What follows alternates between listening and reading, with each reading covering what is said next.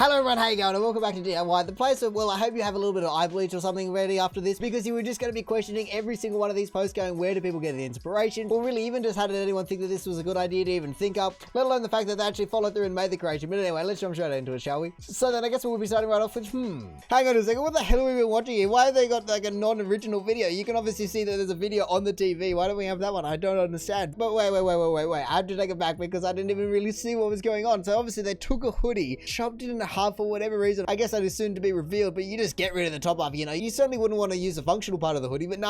Let's chop it in half, and then, oh no, we're gonna have some kind of reveal. What is gonna happen?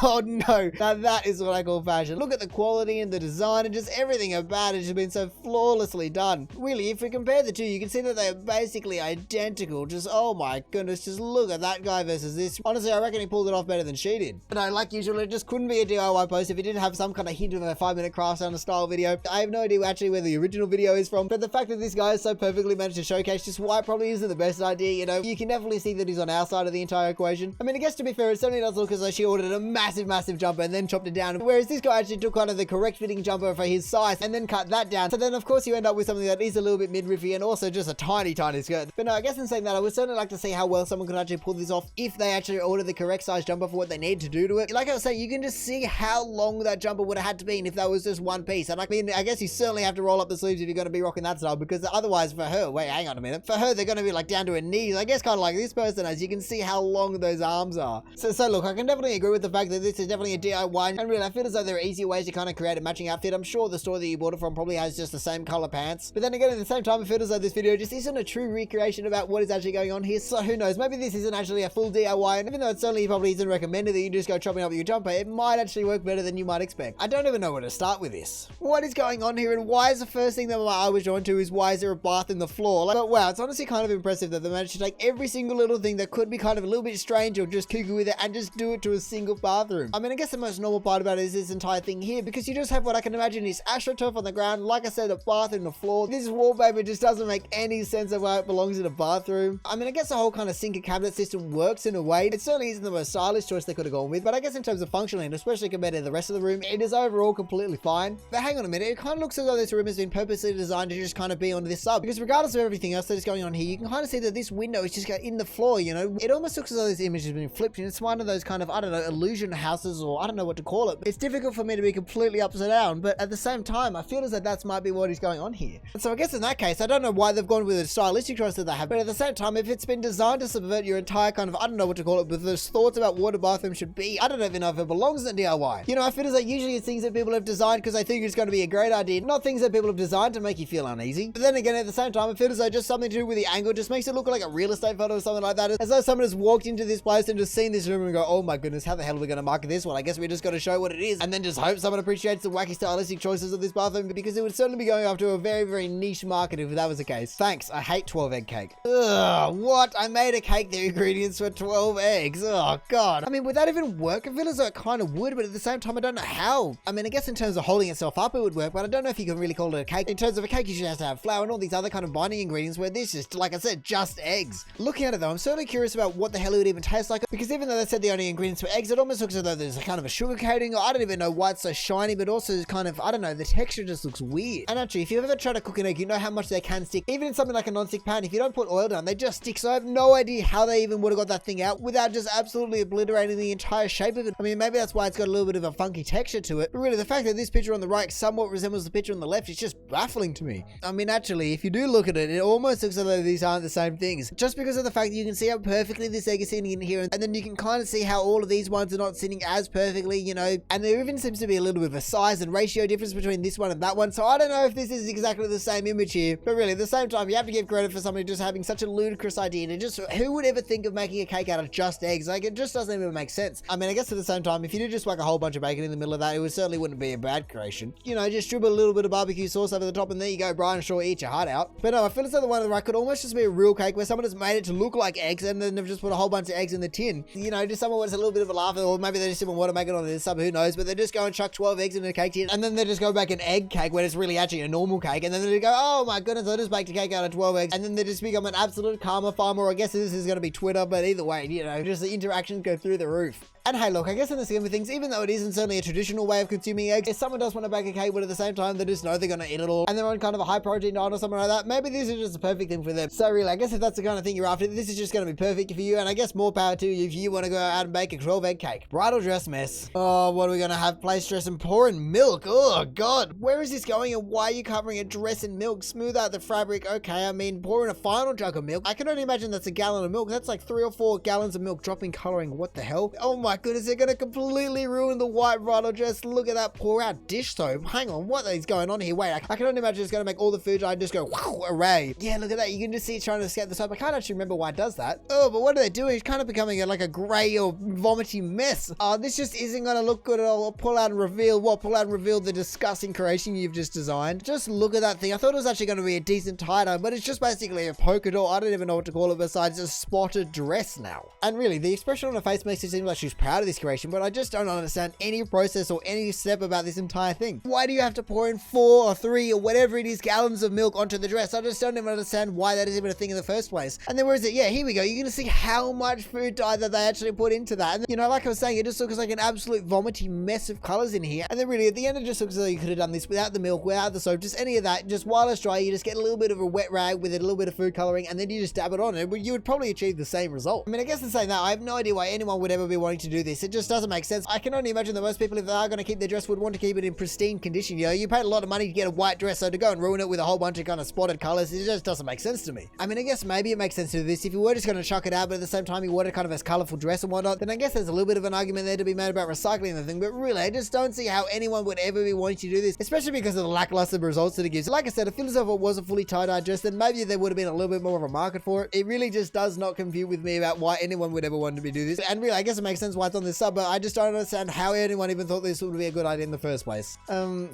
Here's another weird one. Okay, what the hell are we gonna have? Hang on, wait, my man, wait. I feel as though someone has to say that it's gonna be a weird one. We are certainly gonna be in for a roller coaster right now, because every single thing on this sub is gonna be classified as a weird one. But let's see where he goes with this. All right, so let's see what the hell he's got here. I just gonna try grinding them without cutting them up. Without cutting them up, why would you try to be blending something that is that long? That is just never gonna work. Super strong. I think more so the fact that you just haven't allowed any room for any movement to even begin. Then he chopped him up. I like how he's just kind of videoing his phone. Like, what the hell is going on? I just can't even comprehend why anyone would want to be pulping asparagus. Really, it almost looks... Wait, what the hell? Out of the mold. Oh my God, what the hell is going on? This one's really nice. No, it's not nice. It is an asparagus camera. Once again, how the hell did someone think about this, and why the hell did someone need to freeze asparagus pulp into a camera mold? This video has just basically gone into the classification where I'm just surprised and just amazed that somebody can think that outside of the box, where they actually just go, hang on, you know what? I'm going to make a mold of a camera and freeze it. But no, not out of water, just out of asparagus pulp. It just boggles my mind how anyone can even ever think about something like this. I mean, I guess this ad does say melting cameras, so maybe this is just like a thing they do, and asparagus is just one of a million different things that they've got going on. But really, why asparagus? You know, I feel as though after seeing this one, I could kind of understand if it was more sort of tomato or just something a little bit more liquidy. But really, you see how much asparagus that he actually just had to blend up just to get a little bit of pulp at the bottom right there. Just every single time I hear him say asparagus camera, just something about it just makes me just, I don't know, it feels like I just have an involuntary reaction that just makes me just feel sick inside. So hey, maybe this one was posted yesterday or something, but really, I just don't understand how this one is on top of the month, because it just, like I said, it makes me sick inside. Hey, alright, once you pulled out the hot glue gun, I knew I had to share.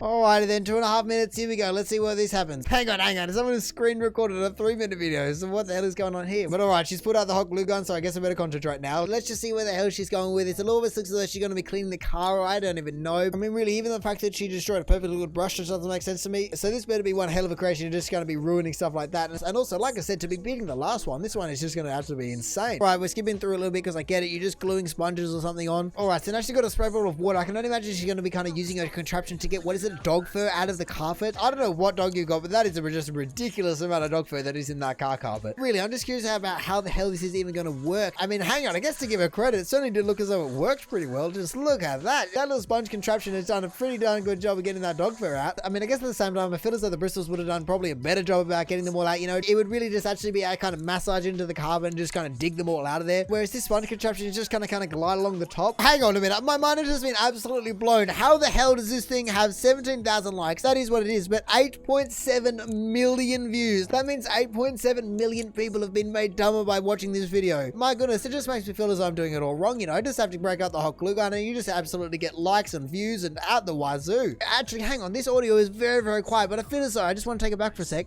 When she drops it right here, I'll have to boost the audio because it's, like I said, just silent, but you can actually hear it's kind of a clink. So they're not even sponges, they're dyed pumice stones. I don't know if that makes it better or weirder or more explainable or less explainable, but it is definitely unexpected and I don't understand how that would even work in the first place. I mean, I guess they are kind of designed to pick things up, but really, I guess in that case, I don't understand why you couldn't just rub a pumice stone over the actual carpet. Why do you even need the whole brush contraption in the first place? Just none of it makes sense. Like I said, it is absolutely unbelievable about how well it actually works, because if you showed me that device and you went, you know what, this is going to actually be able to get the dog fur out, I would have gone, no, it's just going to slide right over the top. It's not going to pick anything up. It might actually just dirty it a little bit more if it just leaves chunks of it behind. And even though I don't feel so big as the last one in terms of how out of the box it is, I just don't understand how anyone even kind of comes up with this idea in the first place, because I can't imagine that someone was running it over their foot and then all of a sudden they just have the bright idea that it would be able to get the dog fur out of their carpet. So once again, I'm just blown away about how out of the box some people can think, but really, I just don't understand how this is actually the best method about going about things. And I guess in that case, it certainly makes sense about why it is on this sub. And I guess as we all know, this sub just absolutely loves hot glue, so it really is just an absolutely winning combination, you know, just completely random and hot glue. Wait, where can you go wrong? It just looks up high at the end. The glue. Oh wait, I forgot the most important part. Hang on. No. That started way too fast. I thought seeing a bottle like this, it was going to be some kind of sauce. I saw someone had kind of spilled maca sauce or something. Not that they're actually just going to be dumping glue into the center of the car. Okay, magnets in a glove. I have no idea where this is going. Okay, that's actually pretty cool in terms of just collecting all the iron from the dirt. You know, that was actually a decent amount of iron that he got there. But then to be pouring into the glue, I just don't understand what is going on here. Whoa, wait. Magic liquid now makes more slime. Wait, hang on. I've never heard about any of that. Whoa. That has taken one hell of a turn. Wow. The fact that he managed to pour in glue and then end up with magnetic slime is pretty cool, but I just don't understand why you have to do it in the center console of your car. Really, I just don't know how to feel about this entire video, because it is kind of cool. Everything from, as we can see here, all the iron that he collects from apparently the dirt, and then the fact that he just made some magnetic slime is pretty cool, but it just doesn't make any sense. Why do you have to do it in your car, my man? Surely you could have just had some kind of bowl or anything at home that you could have done this in instead, because I just feel as though there's just so many possibilities for this to go wrong when you do it in your car. And really, even though I feel as though it is somehow not as out of the box as the last two we've seen, you know, because it is in essence just creating slime, you know. First off, if it wasn't made in his car, it wouldn't even be on this sub. It would more so just be treated as kind of a random science video where you go, okay, I guess that's kind of magnetic slime. Not that it would actually be a completely DIY, because even though I've never seen it on shelves, I can only imagine that someone out there actually sells magnetic slimes. And so in that regard, I don't feel as though it falls into the completely random kind of category, but I just can't get over the fact that he just made it in his car, you know. He obviously shows you that he has a table and a glove and even some dirt, so it's not as though he made this entire contraption with things that are only found in his car. No, he certainly could have just got out of his car and just made it in, like I said, just that bowl. Oh really, hang on a second, he even shows that he has bowls right now. You know, why couldn't you have taken that bowl instead of pouring the iron into there? You could have poured the glue into there. That would have been a much better idea. I think that's just the thing that is getting on my nerves the most. I don't care about the fact that he made magnetic slime, just go for that. That's kind of just a cool science project, but just the fact that he made it in his car. And then I guess really at the end, just how kind of lackluster the actual effect is. I mean, I guess it works, but really it's nothing like some of the other magnetic liquids that I've seen before, which are just completely crazy in terms of what they actually can do. And really, as excited as he seems throughout the entire video, especially there, all of a sudden his entire demeanor kind of changes. And really, I guess in that case, I just have to go with the title. He just doesn't look as amused anymore. Is it really just an anti-theft system? Oh my goodness, what am I looking at here? Whoa. The system is perfect. I don't know about perfect. That certainly seems as though it's an entire contraption that should never be created. When you get to the destination, turn on to anti-theft system. Yeah, okay, sure. And then of course, when you come back to switch it off, it's just that easy, you know? I can't believe that someone hasn't thought about and done this before. I mean, I guess you certainly have to hope that the person doesn't know how to ride a bike without sitting on the seat, because regardless of all the kind of effort you've got to hit, you certainly aren't going to be holding onto your bike too long if that's the case. But just why was this ever even a thing that someone thought was going to be the right way to go about doing it, you know? Like the title says, is it just an anti-theft system, or have you kind of created that with the second thing in mind? And really, like I said, if it is the amount of time and effort that you've actually gone into creating something like this, could have just as easily been put into the fact that you just go down and buy a bike lock, you know, that is definitely an option as well. You don't have to go out and create an anti-theft device. You could just buy a bike lock, and even though bike locks are not 100% effective, you know, whether that be cut or not, this certainly isn't either. But just the amount of hassle you've gone through, and even just the kind of possibility that you harm yourself, you know, you're riding along, you got your legs pumping, and then all of a sudden you kind of somehow press the button, it just goes off, and you're not going to have a very good day after that, are you? And so really, I feel as though this is the first one that I actually have to actively not recommend to do, you know. The other ones so far have been completely harmless, with this one I feel as though could actually be harmful. And so hey, if you're choosing any of these DIYs to kind of recreate, just make sure it's not this one, because just look at it for goodness sake. Like, there's just so many things wrong with it. Regardless of the fact that I'm sure someone could just come along with a little bit of wire snips or even just rip the cables out and then it's just going to shut down. And the fact that you've had to destroy this in the process, there was just too many things that could go wrong in this circumstance. And really, I guess this image right here just sums the entire thing up. You know, it isn't even on center anymore, for goodness sake. And so now finally for the top of the month for DIY, we have awkward. That's great. Obviously, we could kind of see what was going on by the little thumbnail in the beginning, but it actually completely cut off this little bottom bit, and that just makes it 10 times better. I'm not even going to try to understand how or who thought this was ever going to be a good idea, especially because of the fact that I've just noticed there are 3 different toilets. You know, you wouldn't want to keep it the same. No, you just have to make it different. That's what this sub is all about, you know, just being a little bit different. I mean, thank goodness they put a little bit of a wall up over here, because you wouldn't want to, you know, be in proximity to other people. But hey, I guess if you're trying to make efficient use of a small space, this is just going to be the best way to go about it. You know, no need for walls. Nah, people just get over it. You know, if you got to go, you got to go. Nothing is going to stop you from doing what you need to do if you actually have to go. And also, unless someone has actually gone about doing this to their house, I just don't even see how this is DIY. It is definitely crappy design, but everything about it just doesn't look DIY enough for me. And even though obviously the 5 guys down the bottom have been DIY, I just don't see how this toilet can even be classified as DIY. But anyway, that is going to do it for the top of the month for DIY. So thank you for watching. If you did enjoy this video, feel free to the YouTube and look at things down below and let me know if you had a favorite post, you know. Other than that, we check out also post all of our others, so make sure you check some of the videos out now. Or maybe you even just want to consider subscribing so don't miss another one of these in the future. But all in all, have a good one and see ya.